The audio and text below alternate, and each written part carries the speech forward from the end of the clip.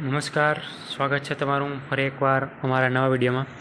આ વિડીયોની અંદર આપણે વાત કરવાની છે ગુજરાતમાં ટોપ 5 જિલ્લા કે જે સૌથી વધુ મગફળીનું ઉત્પાદન કરે છે તેની સાથે આપણે જાણીશું ગુજરાતમાં કેટલા વિસ્તારમાં મગફળીનું વાવેતર થાય છે અને આ ટોટલ વાવેતરમાંથી કેટલા ઉત્પાદન છે તે મગફળીનું થાય છે, તેમજ કયો વિસ્તાર છે ગુજરાતનો સૌથી વધુ મગફળીનું ઉત્પાદન કરે છે એના વિશે આપણે માહિતી મેળવીએ. સૌપ્રથમ વાત કરીએ તો ગુજરાતમાં કુલ 20 લાખ હેક્ટરમાં મગફળીનું વાવેતર કરવામાં આવે છે. તેમાંથી કુલ 26 લાખ ટન જેટલું મગફળીનું ઉત્પાદન જોવા મળે છે. ગુજરાતનો જે સૌરાષ્ટ્ર પ્રદેશ છે તે સૌથી વધુ મગફળીનું ઉત્પાદન કરી આપે છે અને ગુજરાત રાજ્ય છે તે દેશમાં સૌથી વધુ મગફળીનું ઉત્પાદન કરતો રાજ્યો ગણવામાં આવે છે.